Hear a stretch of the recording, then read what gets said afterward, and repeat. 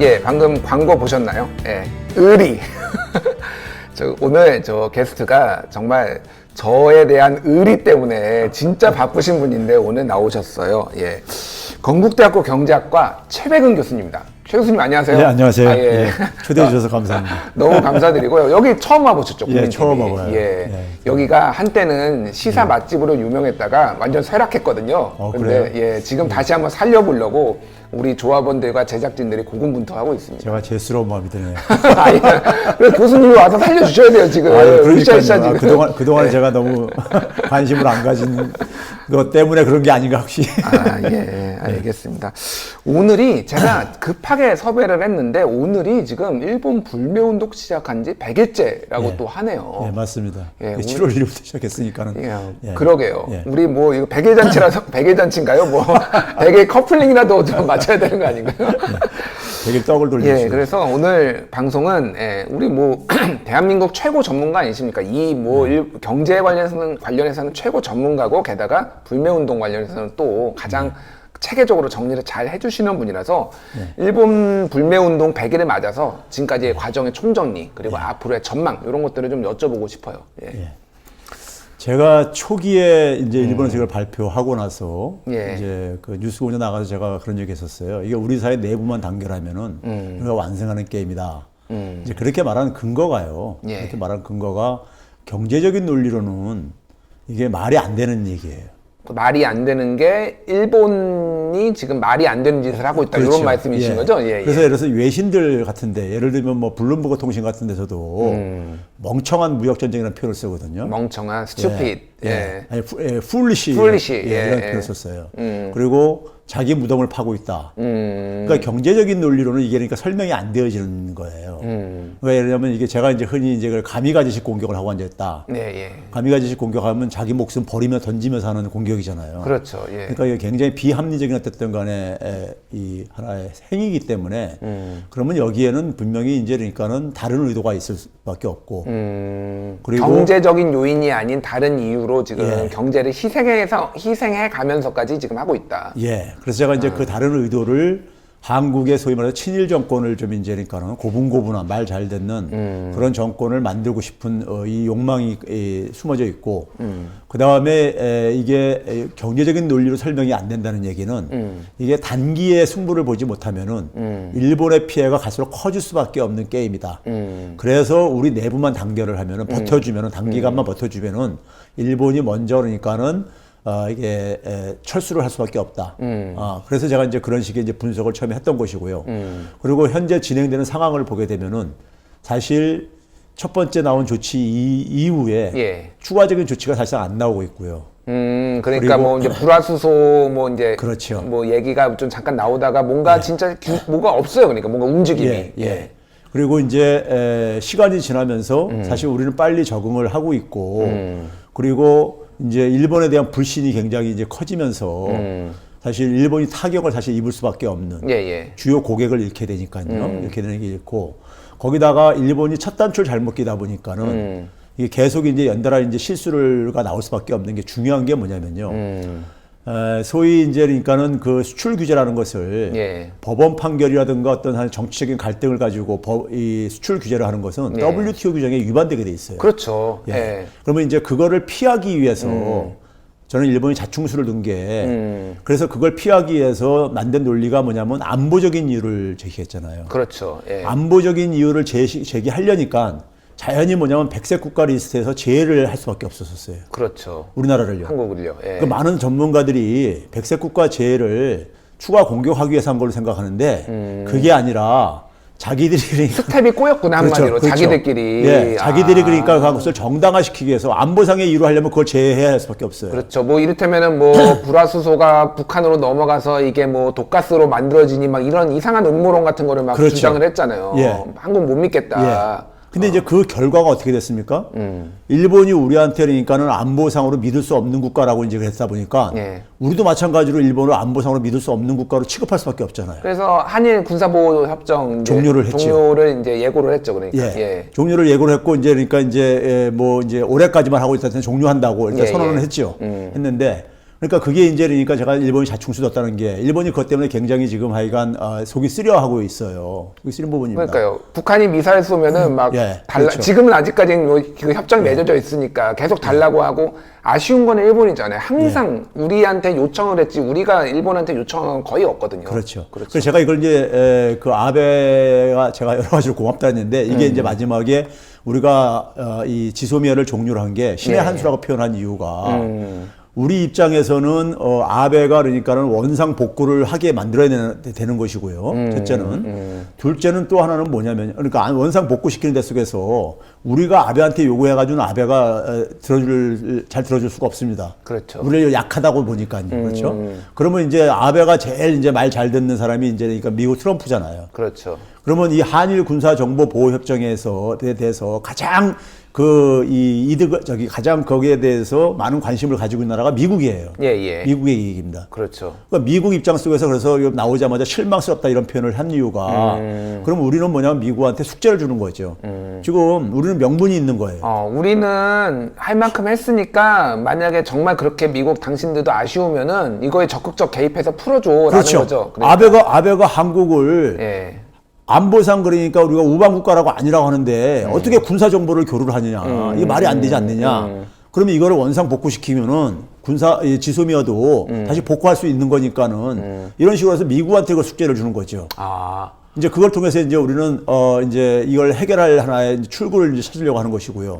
또 하나는 지금 뭐냐면 한국과 일본 간의 경제 전쟁보다 더 심각한 게 미국과 중국이거든요. 거기는 뭐 진짜 전쟁이죠. 거기는. 그렇죠. 예. 근데 문제는 뭐냐면 우리가 거기에 유탄을 맞을 수가 있단 말이에요. 미국과 중국이 전쟁하는 과정 속에서 미국은 확실하게 우리 편에 서라. 그렇죠. 이걸 강요하고 예, 있단 예, 말이에요. 예. 그래서 이제 소위 말해서 한일 군사 정보 보호 협정도 한미일 군사 동맹을 만들게 한 하나의 전초 작업인 거예요. 근데 이걸 하는 순간에 우리는 중국하고 적대적인 관계가 될 수밖에 없어요. 참 난감한 문제더라고요, 그게. 예, 그렇죠. 예. 적대적인 관계가 될 수밖에 그렇죠. 없는데 예. 중국하고 우리가 경제 전쟁을 하게 되면요, 우리나라 박살납니다. 박살 날 수밖에 없는 게 지금 엄청난 무역 흑자를 우리가 중국으로부터 보고 맞습니다. 있잖아요. 예, 제일 무역 출자를 보고 미국보다는 있고, 더 많은 무역 흑자를 보고 있고요. 예, 예. 거기다가 더 중요한 건요, 일반 사람들이 잘 모르는 건데. 예. 2009년부터 이명박 정부 때부터 이명박 정부가 그러니까 노무현 정부 때는 그러니까 동북아 균형 외교 이렇게를 폈었잖아요. 그렇죠. 근데 이명박 예, 예. 정부가 들어와가지고 한미 동맹을 더 강화시키겠다고 해가지고 예, 예. 하면서 중국이 굉장히 거기에 대해서 불쾌감을 표시했어요. 맞았습니다. 그 불쾌감을 표시하면서 중국이 한 짓이 뭐냐면은 한국에서 거래되는 채권 있잖아요. 예. 채권에 지금 가장 많이 보유하고 있는 국가가 중국이에요. 아, 그래요? 와. 왜 그러냐면은 예. 현대전은 경제전쟁이거든요. 그렇죠. 경제전쟁에서도 핵심이 금융전쟁입니다. 그러니까 강대 국가가 약소 국가를 대결하니까 우리가 저거 할 때 영향력을 행사. 중국이 미국 국채도 굉장히 많이 보유하고 있지 않나요? 그렇죠. 지금? 제일 많이 보유하고 있는 국가죠. 그러니까. 예. 단일 국가로서는요. 근데 우리나라 국채를 미국보다 더 많이 보유하고 있어요. 아, 그래요? 예. 와. 그러면 이걸 가지고 예를 들어서 그러니까 갑자기 팔았을 때 예. 그럼 금융시장에 채권시장에 되게 혼란이 올 수가 있어요. 그렇네요. 예.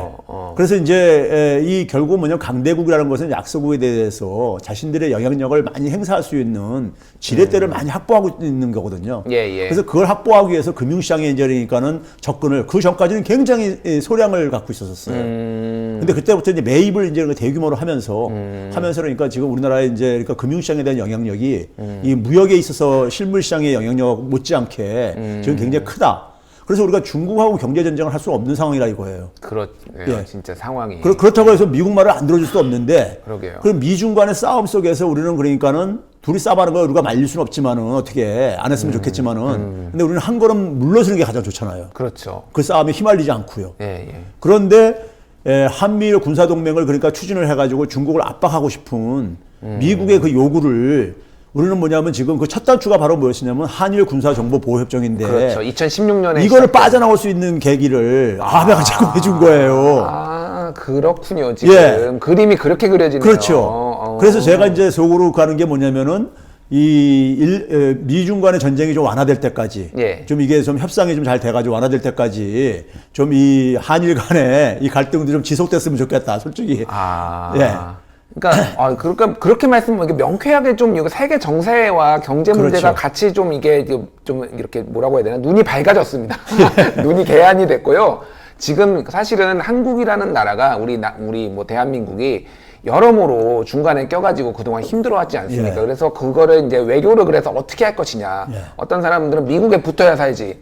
아니면 뭐 정권에 따라서는 아니 자주 외교해야지 지금 중립 외교해야지 뭐 요런 이제 뭐라고 해야 되나 그런 이념들의 갈등들이 있었는데 지금의 문재인 정부는 어쨌든 말할 거는 말하고 예. 그리고 양측에서 최대한 좀 이렇게 중립적으로 국가의 이익을 먼저 생각하는 이런 방향으로 지금 가고 있다라는 거잖아요. 그러니까 그렇죠. 저는 이제 중립이라는 게 정태적인 중립이 아니라 동태적인 중립이 필요하다고 동태적 중립. 예, 이건 뭐냐면 결국은 뭐냐면 우리 국가 이익에 도움이 될 때도 미국 편을 할 수도 있는 거고요. 예, 예. 우리 국가 이익에 만약에 중국의 편을 드는 게 더 이익이 되면 해야 되는 것인데 예, 예. 그걸 굉장히 지혜롭게 해야 될 필요가 있는 거죠. 그렇죠. 그래서 지금 상황 속에서 우리는 그러니까 한 걸음 물러서는 게 가장 거하죠. 유연성이 굉장히 중요하고 그렇죠. 상황에 따라서 유연하게 대처를 해야지. 맞습니다. 우리는 무조건 미국만 바라볼 거야. 이러면은 상황 변하면 어떻게 저는 그래서 하려고요? 뭐 반미 그러니까. 감정도 예, 바람직하지 않다고 보고요. 예. 반중 감정도 바람직하지 않고 예. 결국 우리 국가 이익, 고대 국민들의 그러니까 이익을 관점에서 모든 걸 우리가 접근해야 되고 그 속에서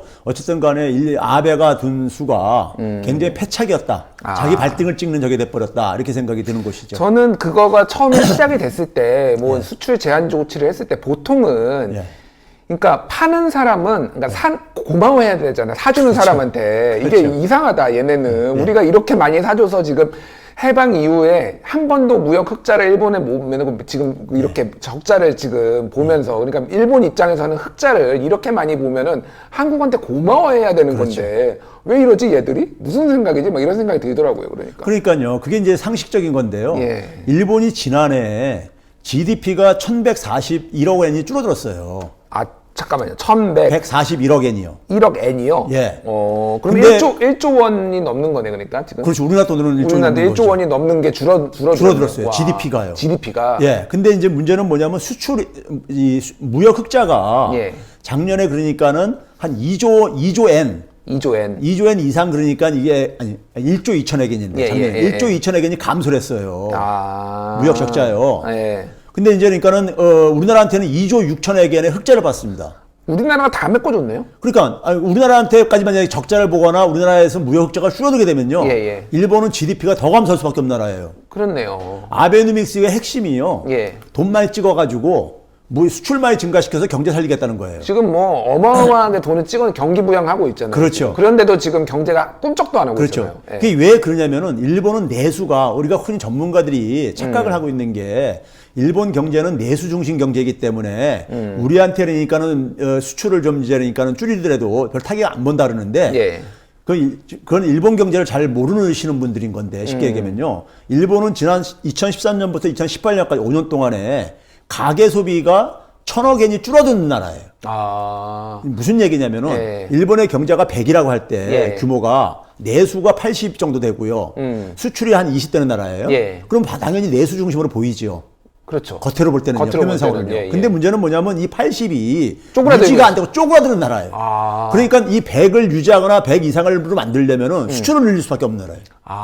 그래서 수출이 중요한 거예요. 아니면 뭐 해외 관광객들 많이 받아와서 그러니까 그것도 어쨌든 돈 쓰게 수익이죠. 돈 쓰게 그렇죠. 하든지. 예. 예, 그러니까 예. 그게 그러니까 해외에서 그러니까 돈을 벌어오지 않으면 이게 줄어드는 나라예요. 그렇구나. 그래서 그러다 보니까 우리나라한테 그러니까는 그래서 굉장히 우리가 고마운 나라인 거예요. 미국 다음으로 흑자를 많이 봐야 해주는. 그러면은 우리가 지금 일본 안 가고 있지 않습니까? 불매 운동의 일환으로 뭐 상품을 안 사는 것도 있지만 여행 8월 달에는 48% 전년 동기 그렇죠. 대비 48% 감소했다. 그러면 이거는 일본한테 어쨌든 직접적인 타격이 가는 거네요. 이게. 가는 거죠. 그러니까 이게 금액을 가지고 굉장히 적은 거 가지고 이 전문가들이 예. 별로 타격 안 입힐 거라 그러는데 아까 제가 설명했듯이 이 경제 규모 전체 사이즈가 줄어들게 되면요. 예. 굉장히 불안할 수밖에 없어요. 그렇죠.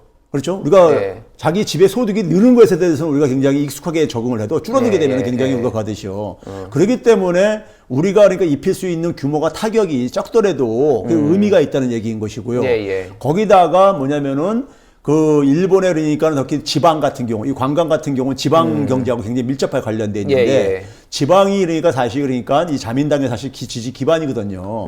예, 그러니까 이제 그런 점에서도 굉장히 이제 효과적인 하나의 효과를 굉장히 극대화시켰던 것이고요. 여행 저는 이런 것들이. 그 얼마 전에 스시마섬 대마도 같은 경우에는 예. 한국인 관광객이 뭐 거의 전체 그렇죠. 관광객의 예. 90% 이상 95%라고 하는데 지금 끊겨서 완전히 뭐 폐허가 됐다라는 거를 봤는데 그럼에도 불구하고 아베 총리의 정책은 지지한다 이런 거를 영상으로 보면서 와 정말 기가 차다 이 사람들은 무슨 생각을 하고 있는 건가 약간 그런 생각이 들더라고요. 그러니까 아무 생각 없이 그냥 그 일본은요, 일본 사회는 기본적으로 우리가 흔히 일본이 시민사회가 그러니까 우리처럼 활력이 있지 않잖아요. 견제력을 잘 그렇죠. 못하잖아요. 그 이유가 문화적으로 역사적으로 보게 되면요. 정부에 대해서 굉장히 그러니까 순종적인 게 있어요. 그렇죠. 체념에 약간 뭐 그런 것도 있고. 그렇죠. 예. 그러다 보니까는 이제 그러니까는 가게든 기업이든 간에 정책에 대해서 협조적인 어쨌든 간에 이런 태도를 가질 수밖에 없는 부분이 있고요. 네. 예. 그러면은 이제 올해 이제 100일 됐고 지금까지 성과 냈습니다. 그러면 우리 국민들 앞으로 어떻게 해야 되는지 좀 뭐 가이드를 좀 해주시죠. 어떻게 하면 좋을까요? 저는 우리가 불매운동을 하게 된 것이요. 예. 사실 우리가 어떤 계기에서 된 거냐면요. 제가 비유를 하면 이런 겁니다. 제 힘없는 아버지하고 어머니를 옆집에 힘이 센 사람이 강제로 끌어다가 예. 강제로 일시키고 제 어머니 능욕까지도 하고 그리고 사죄와 배상도 안 하고 옆집에서 저한테 파는 물건 중에 골라서 팔겠다고 저한테 하는 거예요. 네. 그럼 거기에 대해서 내가 네가 파는 물건 안 사겠다. 지금 이 정도로 대응을 하는 거예요. 그러니까 이 정도로 대응을 하는 것에 대해서 일부에서는 뭐 감정적인 대응을 한다. 효과가 별로 없다. 뭐 이런 식으로 폄하를 하는데 효과는 앞에서 얘기한 것 때문에 이미 설명을 드렸고요. 예. 이것조차 만약에 대응을 안 하면은 그럼 아무것도 안 하면 그냥 노예처럼 살아라는 얘기죠. 그렇죠. 그러면 사실은 자존감이라는 게 그럼요. 인간의 자존감이 없이 인간이 어떻게 사실 살 수가 있습니까? 그렇죠? 그래서 그런 최소한의 우리 국민의 자존감을 지키는 행위가 저는 불매운동이라고 봐요. 예. 그리고 굉장히 효과가 있고 그것 때문에 일본이 지금 최근에 지금 사실 그러니까 퇴각하려는 어떤 조짐도 사실 보입니다. 그렇죠. 간 사장이 최근에 이제 일본이 양보할 건 양보해, 뭐 기분은 나쁜데 어쨌든 말투가 양보할 건 양보해야 된다, 뭐 이런 얘기를 했죠. 거기서도 더 나가세요. 지난 일본은 지금 이제 재정년도가 10월 달부터 이 4월 달까지 이렇게 4월 달부터 9월 달까지 진행되는 저거다 보니까는 이제 시정연설을 하면서 아베가 지난주에 시정연설을 하면서 그동안의 아베의 입장은 한국 따위는 필요 없다. 그랬죠. 뭐 이런 식의 표현을 그런 했어요. 식으로 말을 근데 했죠. 지난 시장연설에서 뭐라 그랬냐면요. 한국은 중요한 이웃이다. 이 입장 변화가 지금 태도가의 변화가 지금 보이고 있는 겁니다. 결국은 이게 국민들이 지금까지 100일 동안 똘똘 뭉쳐서 불매운동을 하고 실질적으로 타격이 있고 언론에서도 이거 걱정된다, 우려된다라고 막 나오고 그러니까 이거 이러면 안 되겠다라고 해서 유화적인 태도로 보인 거. 불매운동이 효과가 있었다라고 보는 게 맞는 거죠. 예.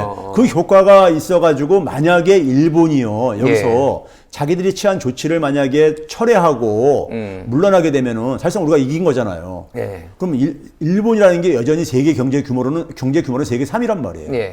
그 일본하고 싸면서 우리가 이기게 되면은 저는 우리 국민들의 자긍심이 굉장히 높아질 거라고 봐요. 그렇죠. 그러면 이런 효과를 우리가 기대할 수 있는데 우리 국민들이 조금 더 관심을 갖고 이 불매운동을 지속할 필요가 있다고 저는 생각이 들고요. 그래서 조금만 더 참아주면은 일본이 지금 경제 상황이 굉장히 나빠지고 있어요. 나빠지고 있고 그러면 일본이 스스로 자기가 어쨌든 간에 잘못을 어쨌든 간에 우리가 일본이 저지른 잘못을 굉장히 시정할 수 있는 어쨌든 간에 계기로 마련할 수 있다. 그런 점에서 저는 우리 국민들이 그러니까 계속해서 관심을 가지고 좀 이 불매운동을 지속적으로 해줬으면 좋겠습니다. 알겠습니다. 저 댓글 잠깐만 볼게요. 이철호님, 최백은 교수님 사랑합니다. 이분 누구시죠? 이철호님 아시나요? 혹시? 나 몰라요.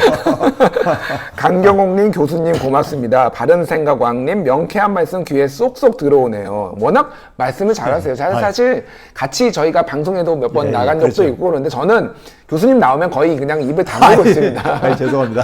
워낙 말씀을 잘하셔가지고 그래요. 예, 알겠습니다. 이제 어쨌든 10월 22일에 1왕 뭐 지그식도 있고 그러면서 물밑 협상의 이런 분위기가 좀 있더라고요. 그래서 그런 분위기 지켜보고 또 뭐 추후에 한 번 더 정리할 일이 있으면 하고 제가 또 교수님께 여쭤보고 싶은 게 이제 뭐 그 소득주도 성장 문제와 지금 디플레이션 문제가 지금 굉장히 한국 얘기가 많이 나오고 있어요. 여기저기. 근데 요거는 이것까지 하면 오늘 너무 길어질 것 같으니까 다음에 저희 이름이 국민TV예요. 국민을 위해서 나오셔서 다음에 또 한번 설명 좀 해주시기 바랍니다. 감사합니다. 오늘 핫 인터뷰에 국내 최고 경제학자 최백은 건국대 교수님 모셨습니다. 교수님 감사합니다. 감사합니다. 예.